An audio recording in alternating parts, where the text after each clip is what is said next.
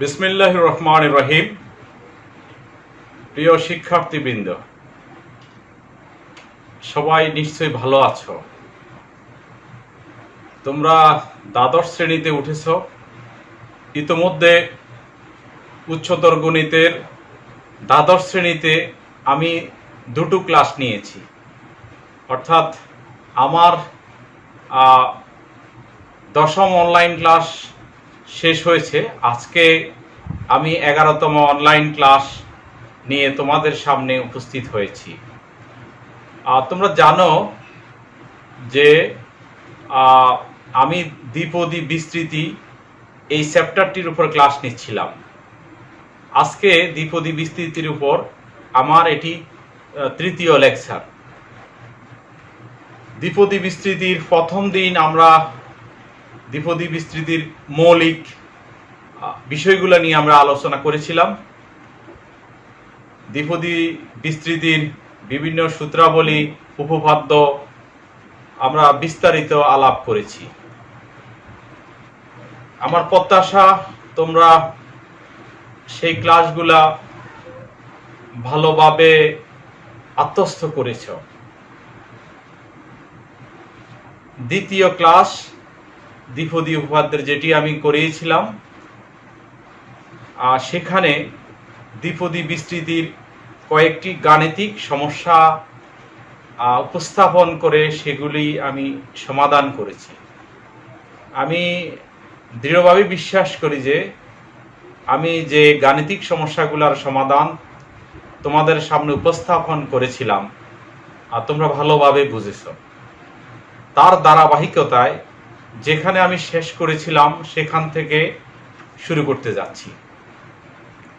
আমি আজকেও কিছু গাণিতিক সমস্যা তোমাদের সামনে উপস্থাপন করে সেগুলার সমাধান করব ইনশাআল্লাহ।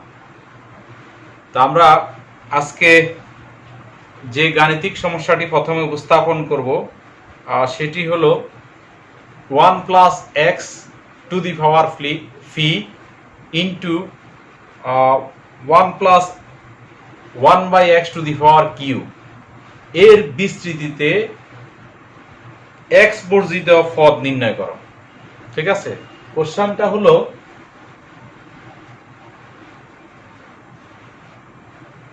One plus x to the power p 1 + 1/x to the power q এর বিস্তৃতিতে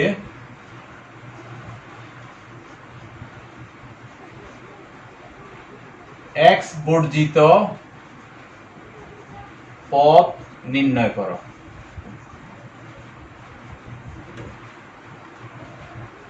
আমরা x বর্জিত পদ এরূপ গাণিতিক সমস্যার সমাধান আগের ক্লাসে করেছিলাম, তাই না?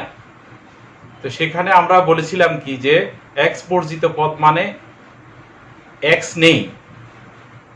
গাণিতিকভাবে যদি বলি x আছে, তবে তার ঘাত কত? তার পাওয়ার 0। কেমন?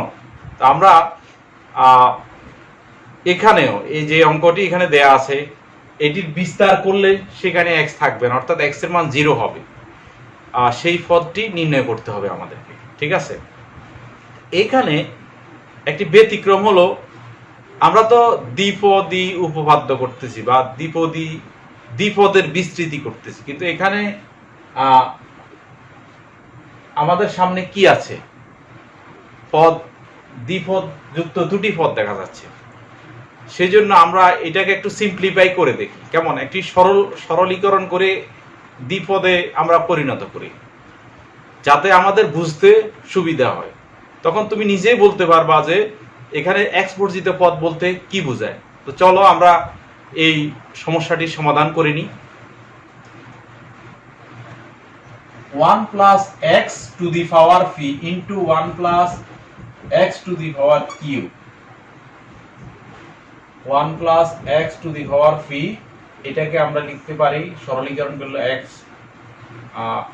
+ 1, ঠিক আছে, টু দি পাওয়ার কিউ। কেমন? এটাকে এভাবে লিখতে পারি 1 + x to the power P, এখানে 1 + x to the power Q, আর এইটার নিচে আছে অর্থাৎ হরে আছে x to the power cube, উপরে তার মানে এখানে আমার লব অর্থাৎ ভগ্নাংশের উপরের অংশে আছে, লবের অংশে আছে 1 প্লাস x এবং 1 plus x to the power p into 1 plus x to the power q. কেমন?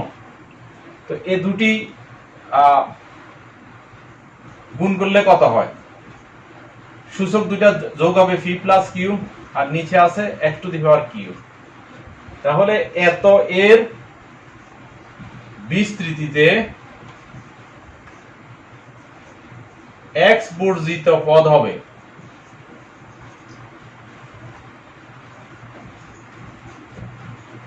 অর্থাৎ এটার বিস্তৃতিতে পুরা অর্থাৎ এই ভগ্নাংশটা লব এবং হর দুইটার বিস্তৃতিতে তোমার x বর্জিত পদ বের করতে হবে। তো এটা আমি যে কথাটা এখন বলতেছি, যে যুক্তিটা উপস্থাপন করতেছি, আর সেটা আগে তোমরা শুনো, বুঝো। হ্যাঁ, ঠিক আছে। আমি ব্যাখ্যাটা দেওয়ার পরে আশা করি তোমাদের এই বিষয়ে কোনো সমস্যা থাকবে না। এত এর বিস্তৃতিতে x বর্জিত পদ হবে 1 plus x to the power p plus q এর বিস্তৃতিতে x to the power q যুক্ত পদ, কিউ যুক্ত পদ। এই কথাটা বুঝো। এখানে স্বাভাবিকভাবে আমরা তো দ্বিপদের বিস্তারটা জানি, কিন্তু এখানে উপরেরটা দ্বিপদ, নিচে আরেকটা পদ আছে। এটা এক ধরনের আমাদের মধ্যে কি একটা বিভ্রান্তি এরাইজ করতেছে, একটা কনফিউশন এরাইজ করতেছে। তো আমাদের এই বিভ্রান্তি থেকে দূর করা, আমরা বিভ্রান্তিটা দূর করতে যাইয়া আমি এই লাইনটা এনেছি, ঠিক আছে। অর্থাৎ এখানে যদি উপরের যে এটার বিস্তার করলে আমাদের রেজাল্টটা পাবো কিভাবে? দেখো, ধরো 1 plus x to the power p plus q, এটার বিস্তৃতিতে কোনো একটা পদ আসছে এরকম x নাই, সে ধরো 5 আসছে, ঠিক আছে। তো এটা তো x বর্জিত নাকি, কিন্তু এর নিচে কিন্তু x to the power q আছে। এটাকে লিখলে কি হয়? x to 5 into x to the power minus q. তাহলে এটার x বর্জিত হলো, x বর্জিত রইলো কিনা? না, রইলো না। তার মানে উপরের বিস্তারে x বর্জিত হলেই যে পুরোটার বিস্তৃতিতে x বর্জিত হবে তা ঠিক নয়। কিন্তু যদি এরকম হইতো, সে ধরো এটা যদি 5 না হয়, যদি x টু দি পাওয়ার এরকম হইতো 5x two the power Q, নিচে তো 5x two the power q আছে, তাহলে এটা আলটিমেটলি পুরো রেজাল্টেন্ট লব্ধিটা অর্থাৎ ফাইনাল রেজাল্টটা আসতো কি x বর্জিত। সুতরাং আমাদেরকে কি করতে হবে? উপরের বিস্তারে অর্থাৎ 1 plus x to the power v plus q, সেটার বিস্তারে যে পদটার মধ্যে x to the power q আছে, ঠিক আছে। যেমন এখানে আমরা x to the power q বলছি, এরকম আরেকটা হতে পারে, ধরো -2x two the power Q, ঠিক আছে। তো সবার নিচে তো common x to the power q আছে, ইকুয়াল টু -2, এটা x বর্জিত পদ। আমি যে কথাটা বলছি সেটি বুঝাতে পেরেছি তো নিশ্চয়ই। অর্থাৎ টোটাল জিনিসটার বিস্তৃতিতে, এটা বলতে কি বোঝায়? এটা মানে হলো তো এটার বিস্তৃতিতে x বর্জিত পদ হলো উপরেরটার, অর্থাৎ লবের বিস্তৃতিতে x to the power q যুক্ত পদ, ঠিক আছে। আমি বুঝাতে পেরেছি তো? আচ্ছা, x to the power q যুক্ত পদ, ঠিক আছে। তাহলে এখন আমাদের এটার বিস্তৃতিতে x to the power q যুক্ত পদটাই বের করতে হবে। কেমন? এই কথাটাই বুঝতে হবে। বাকিটুকু আগে যে গাণিতিক সমস্যাগুলো সমাধান করেছি সেগুলোর মতোই। ধরি 1 plus x to the power v plus q এর বিস্তৃতিতে r প্লাস 1 তম পদটি x to the power q যুক্ত পদ।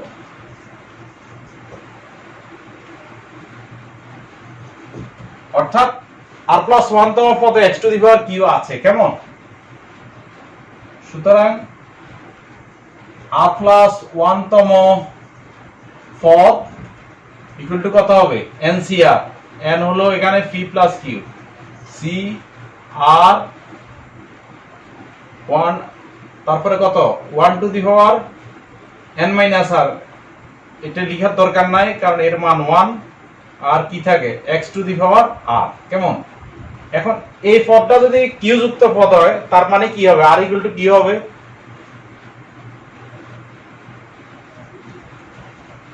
উপরিউক্ত পদে x to the power q আছে, তাই r ইকুয়াল টু কিউ। ঠিক আছে?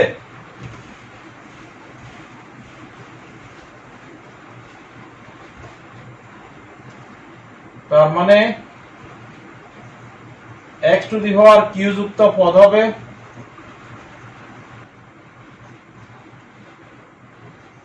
P plus Q C,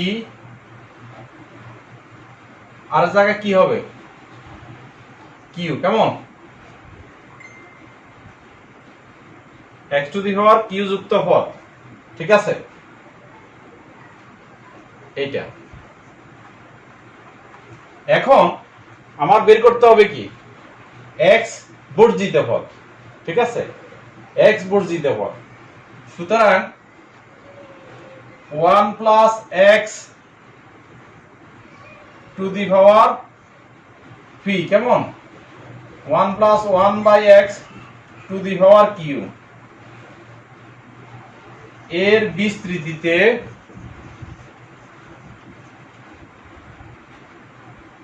x বর্জিত পদ। x বর্জিত পদ হলে তখন এটা থাকবে না। কেমন? কারণ নিচে যেহেতু x to the power q আছে, সুতরাং হবে পি কিউ সি কিউ। কেমন? এটাকে একটু আমরা সিম্পলিফাই করে লিখলেই আমাদের হয়ে যাবে x বর্জিত পদ।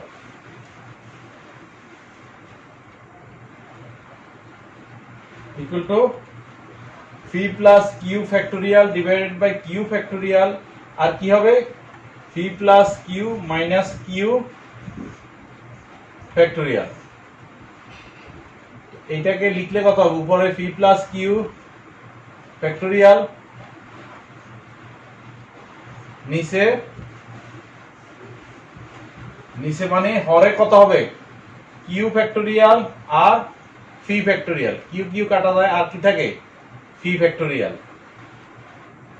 এটাই হলো তোমার কি x বর্জিত পদ। কেমন? এটাই নির্ণেয় x বর্জিত পদ। আশা করি তোমরা এই গাণিতিক সমস্যাটা বুঝেছো।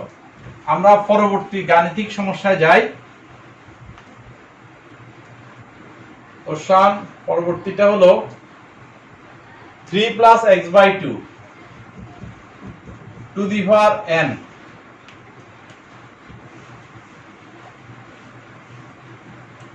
এটার বিস্তৃতিতে x টু দি পাওয়ার 7 ও x টু দি পাওয়ার 8 এর সহগ সমান।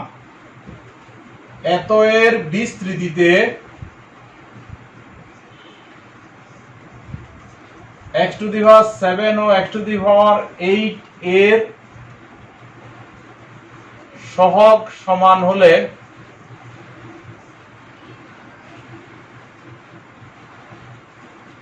n এর মান কত? ঠিক আছে?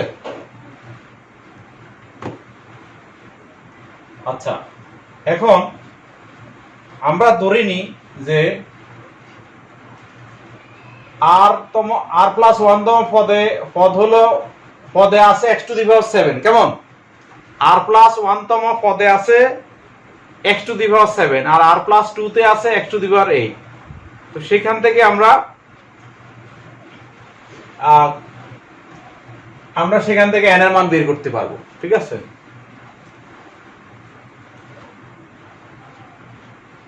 ধরি 3 plus x by 2 to the power n এর বিস্তৃতিতে r প্লাস 1 তম পদে x to the power 7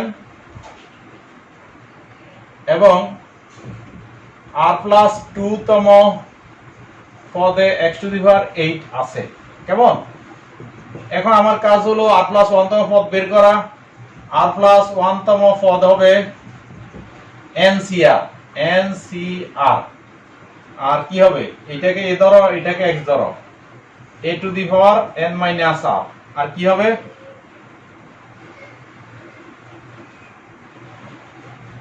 x to the power r।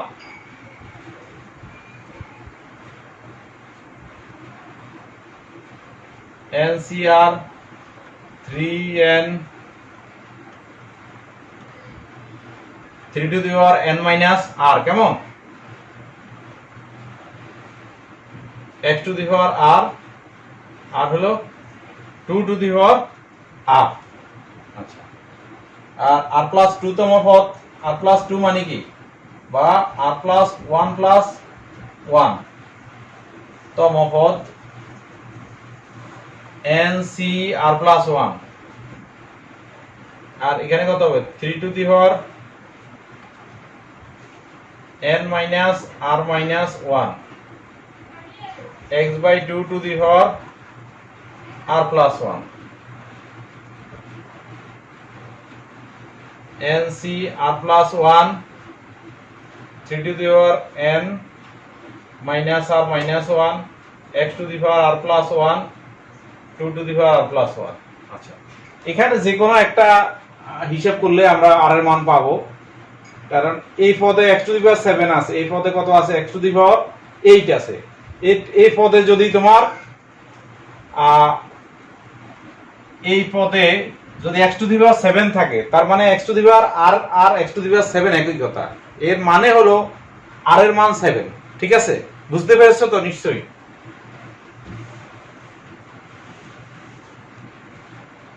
যেহেতু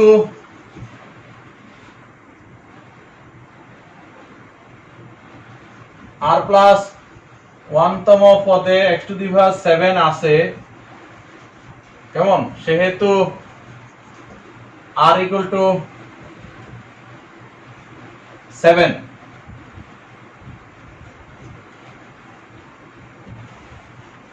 এখন x টু দি পাওয়ার 7 এর সহগ হবে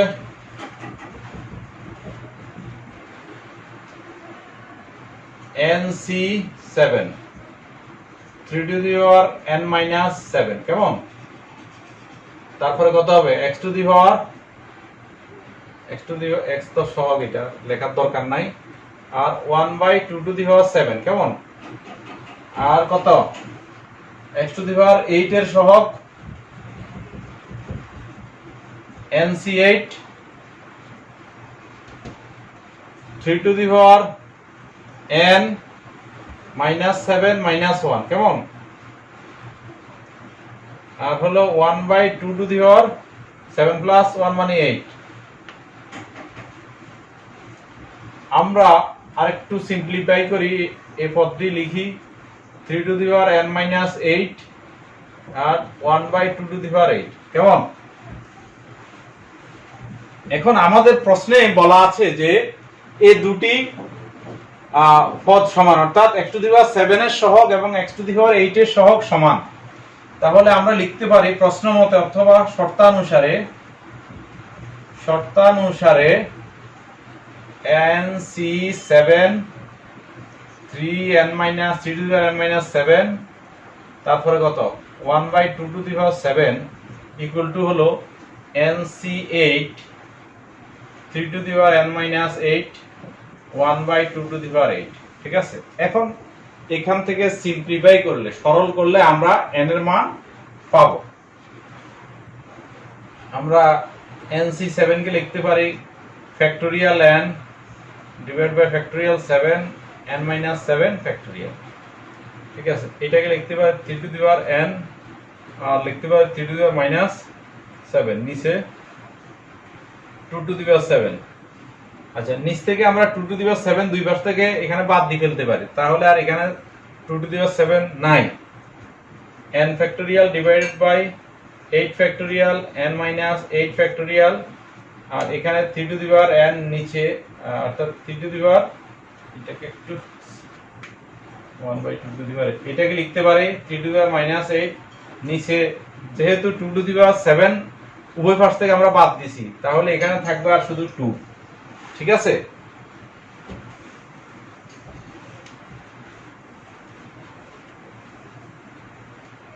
এখানে আমরা আরো সিম্পলিফাই করে ফেলি।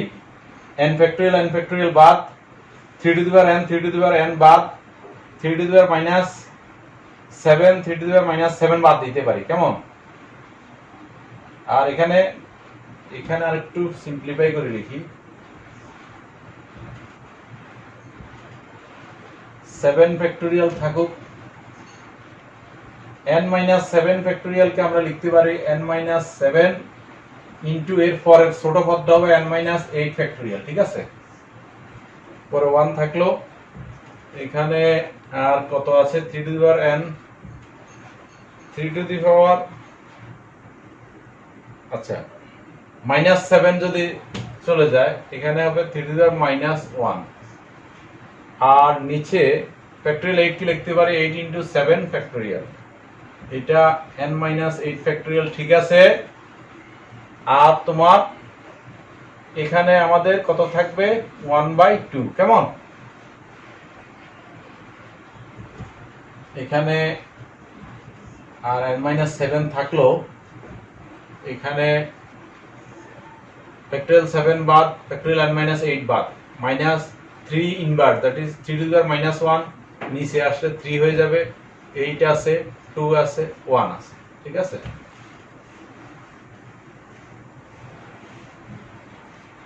এখানে n-7 আর 8 গুণ করলে এখানে কত, 3 আর 8 গুণ করলে 24, 24 ইনটু 2 48, দ্যাট ইজ n এর মান হবে 48 প্লাস 7 55। ঠিক আছে, n এর মান বের করতে বলছে, n এর মান 55। আশা করছি যে তোমরা বুঝেছো।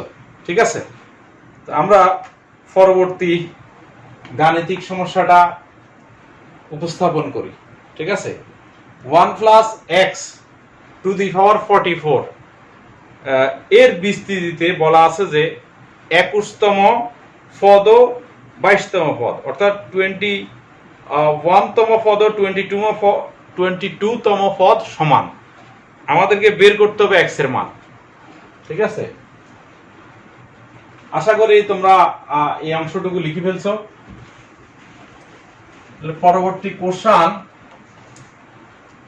1 plus x to the power 44 এর বিস্তৃতিতে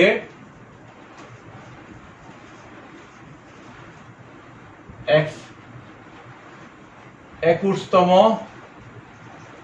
ও 22তম পদ সমান হলে x এর মান কত? এতএব বিস্তৃতিতে 21তম ও 22তম পদ সমান হলে x এর মান কত? ঠিক আছে,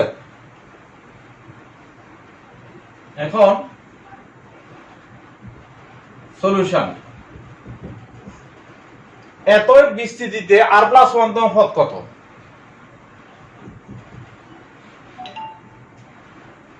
one plus x to the power 44 এর বিস্তৃতিতে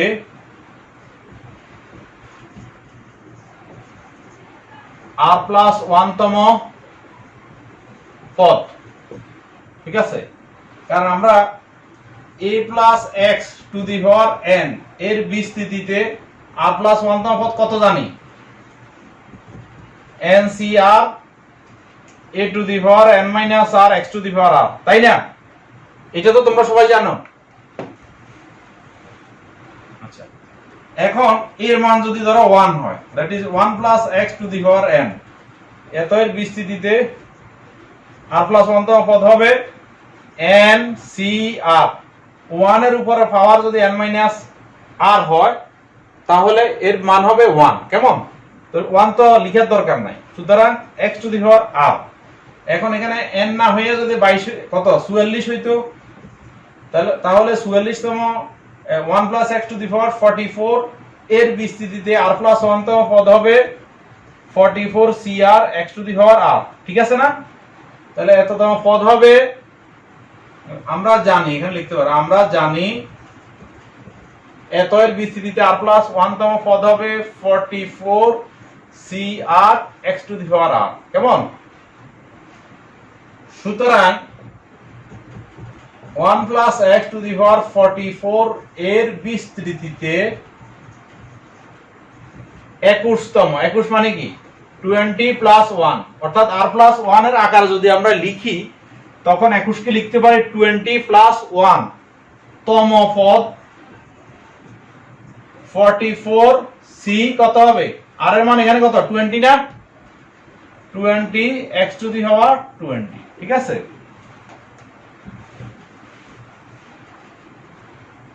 1 plus x to the power 44 এর বিস্তৃতিতে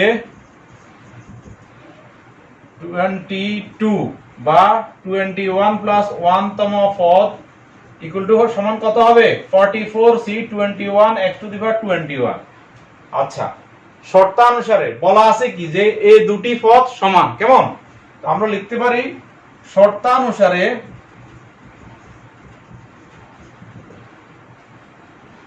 শর্তানুসারে 44c 20 x to the power 20 equal to 44c 21 x to the power 21। আচ্ছা, এখানে আমরা এটাকে বিস্তার করে লিখি 44 ফ্যাক্টোরিয়াল ডিভাইড বাই 20 ফ্যাক্টোরিয়াল, আর হলো কি 44 থেকে 20 বিয়োগ দিলে কত হয় 24 ফ্যাক্টোরিয়াল। আর এখানে দুই পাশ থেকে x টু দি পাওয়ার 20 যদি বাদ দিই এখানে আর কিছু থাকবে না, এখানে 44 ফ্যাক্টোরিয়াল ডিভাইডেড বাই 21 ফ্যাক্টোরিয়াল, 44 থেকে 21 বাদ দিলে হয়, অর্থাৎ এখানে n মাইনাস r ফ্যাক্টোরিয়াল, তো তাহলে হবে 23 ফ্যাক্টোরিয়াল, আর এখানে থাকবে x, ঠিক আছে?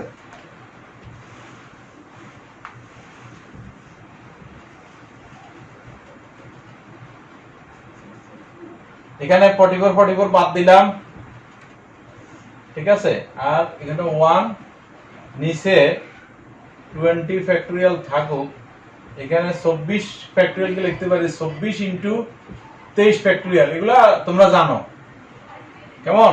বিন্যাস সমাবেশ করেছো, এখানে x আছে, এখানে 21 কে লিখতে পারি 21 ইনটু 20 ফ্যাক্টোরিয়াল, আর 23 ফ্যাক্টোরিয়াল আছে। এখন উভয় পাশ থেকে আমরা কি করতে পারি 20 ফ্যাক্টোরিয়াল আর 23 ফ্যাক্টোরিয়াল বাদ দিলাম, এখানে থাকবে 24, এখানে থাকবে x বাই 21।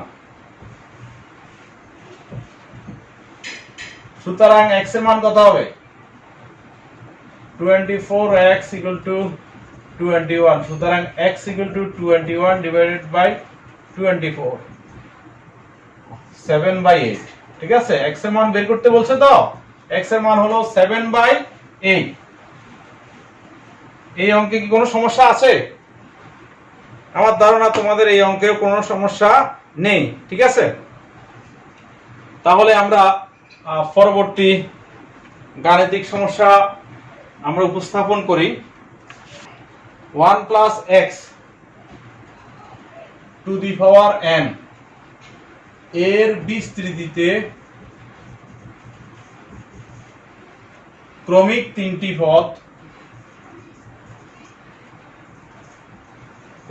তিনটি পদ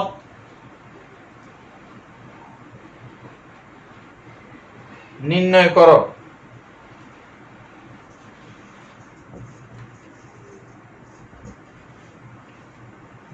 করো।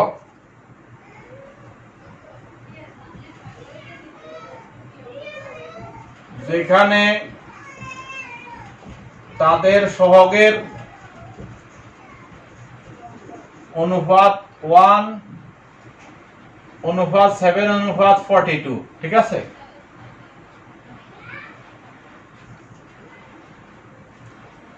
এটা তোমাদের জন্য হোমওয়ার্ক থাকলো, ঠিক আছে? এটা তোমাদের HW, এটা করে তোমরা এটা করবে, করে আমাদের যে ফেসবুক পেজে আমি আপলোড দিব আমাদের Noakhali government college official Facebook page, একমাত্র অফিসিয়াল ফেসবুক পেজ আমাদের, সেটাতে তো আমি এটি আপলোড দিব। সেখানে তোমরা অঙ্কটি করে ইমেজটা কমেন্ট বক্সে দিয়ে দিবা, ঠিক আছে? ইমেজটা কমেন্ট বক্সে দিয়ে দিবে, ঠিক আছে? আগের যে ক্লাসটি করিয়েছিলাম সেখানেও আমাদের হোমওয়ার্ক ছিল, সেটিও ইমেজ, সেটাও তোমরা অঙ্কটি করে ছবি তুলে সেটি কমেন্ট বক্সে ইমেজটা দিয়ে দিবা, ঠিক আছে? তো আসো, সেখানে তোমরা একটু ক্লাস রুলটা উল্লেখ করবা। যখন কমেন্ট বক্সে এগুলা দিবা তখন তোমাদের ক্লাস রুলটা লিখবা, ক্লাস রুলটা লিখলেই হবে, কেমন? আমরা পরবর্তী গাণিতিক সমস্যাটা যাই। সেটা হলো a plus 3x two the power n এর বিস্তৃতিতে তিনটি পদ যথাক্রমে, এর বিস্তৃতিতে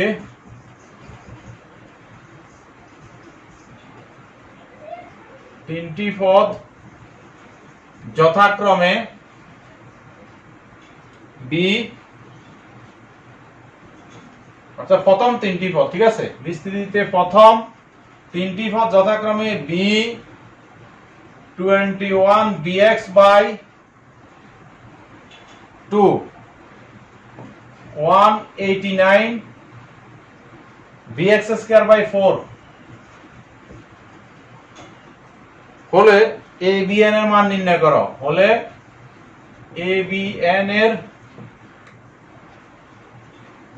মান নির্ণয় করো।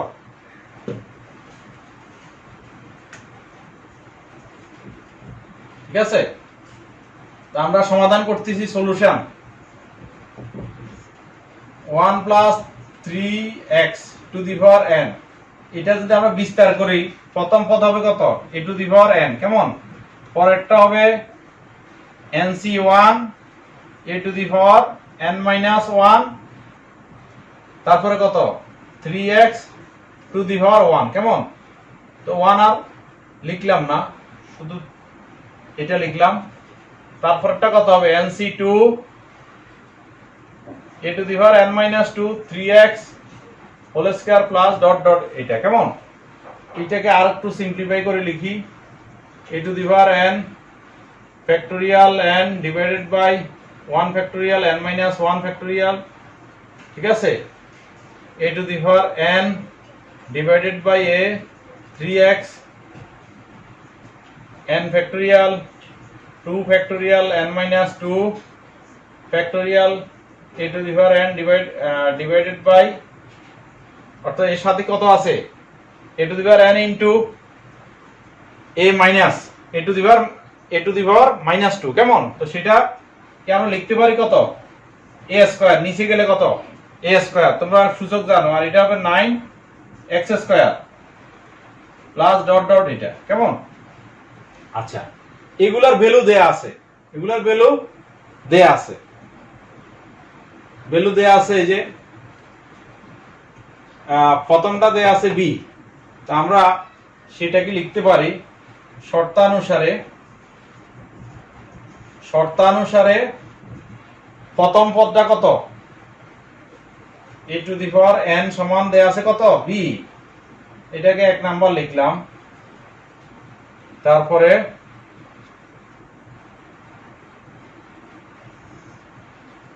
এরপরে এই যে ফ্যাক্টোরিয়াল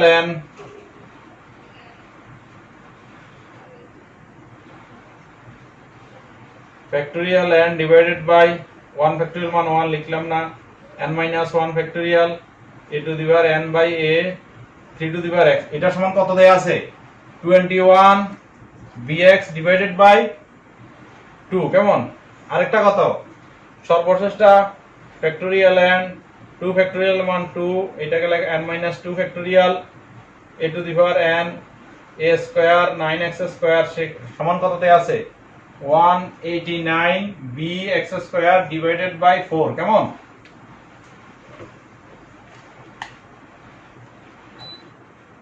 আচ্ছা, এখন আমরা আস্তে আস্তে এগুলা সিম্পলিফাই করে নিই।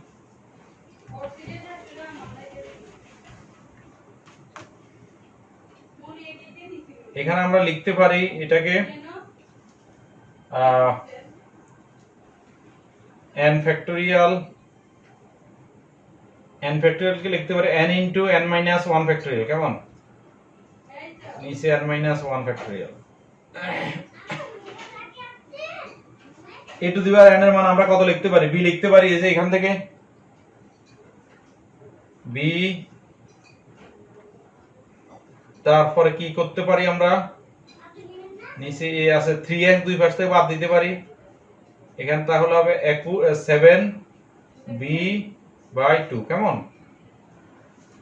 এখানেও লিখতে পারি আমরা, এটাকে লিখতে পারি n into n minus 1 n minus 2 factorial divided by 2 n minus 2 factorial.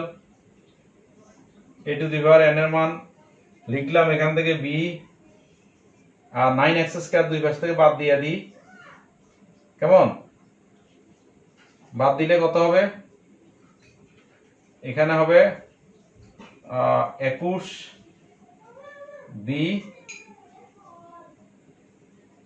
21b আর নিচে 4। কেমন? আচ্ছা, এরপর এগুলো আমরা উপরে লিখি।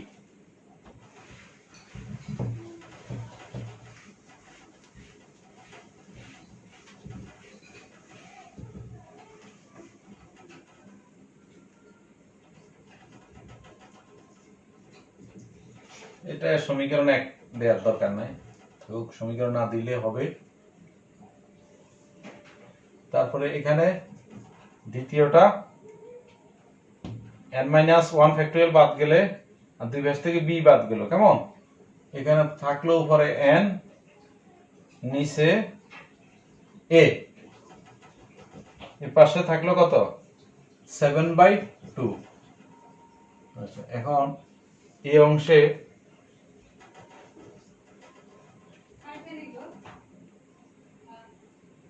তোমরা এগুলাকে আলাদা আলাদা সমীকরণ দিয়ে লিখতে পারো। তোমাদের হয়তো খাতা এতটুকু সেটটা হবে না, সেক্ষেত্রে তোমরা সমীকরণ 1, সমীকরণ 2, সমীকরণ 3 দিয়া প্রতিটাকে আলাদা আলাদা সিম্পলিফাই করে একটার ভ্যালু আরেকটাতে বসাবা। ঠিক আছে?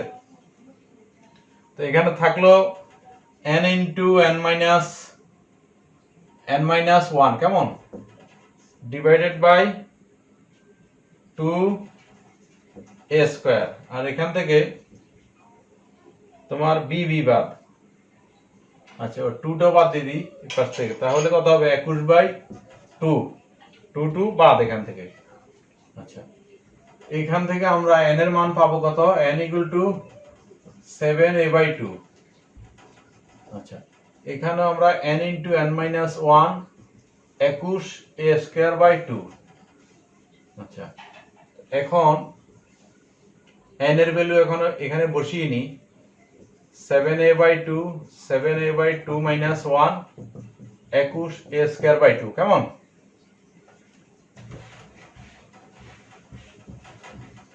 ঠিক আছে, লিখো তোমরা।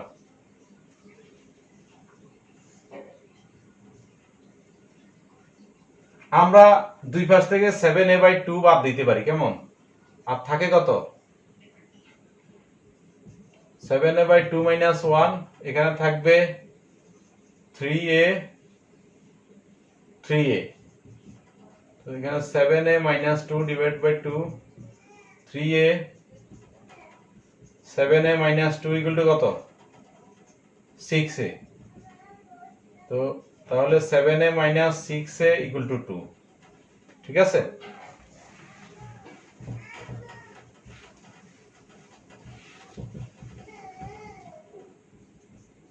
a equal to 2। ঠিক আছে, এর ভ্যালু আমরা 2 পেলাম।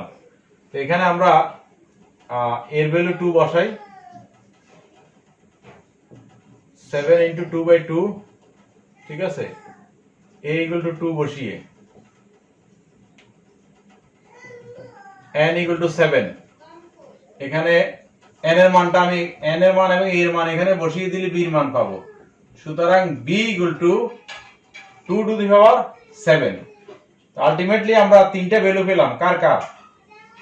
সুতরাং a equal to 2, b equal to 2 to the power 7 এবং n ইকুয়াল টু 7। এটাই आंसर। আমাদেরকে বের করতে বলছে কি? a b এবং n এর মান বের করতে হবে। কেমন? আশা করতেছি যে তোমরা আজকে যে কয়েকটা গাণিতিক সমস্যা আমরা উপস্থাপন করেছি সেগুলা ভালোভাবে বুঝেছো। আর তারপরও যদি তোমাদের বুঝতে কোথাও অসুবিধা হয়, কোনো লাইনে যদি তোমাদের বুঝতে, গাণিতিক প্রক্রিয়া বুঝতে অথবা ক্যালকুলেশন বুঝতে যদি অসুবিধা হয়, তোমরা অবশ্যই কমেন্টে উল্লেখ করবে। কমেন্ট ছাড়া আমার মেসেঞ্জারও তোমরা দিতে পারো, ঠিক আছে? আর কেউ যদি আরেকটু অ্যাডভান্স তোমরা আমাকে মেইল করতে পারো। আমার মেইল ঠিকানা হবে arif.math24@gmail.com, ঠিক আছে? তোমরা এই ঠিকানাও মেইল করতে পারো। আর কোথাও যদি তোমাদের সমস্যা হয়, বুঝো, কমেন্ট করা উচিত। ভালো খারাপ লেকচার কেমন লেগেছে তোমাদের অবশ্যই কমেন্ট করা উচিত। আর কোথাও যদি তোমাদের লেকচার যদি অনেক কঠিন মনে হয় তাহলে সেটিও লিখতে পারো। তাহলে পরবর্তী লেকচার অবশ্যই আরেকটু তোমাদের অনুযায়ী করে উপস্থাপনের চেষ্টা করব ইনশাল্লাহ। তো সবাই প্র্যাকটিস করবে। আমি যে পর্যন্ত অঙ্কগুলা করিয়েছি এ ধরনের আরো বেশ কিছু গাণিতিক সমস্যা আছে, তোমরা সবগুলা করবা, বাসায় প্র্যাকটিস করবা। প্র্যাকটিসের কোনো বিকল্প নেই।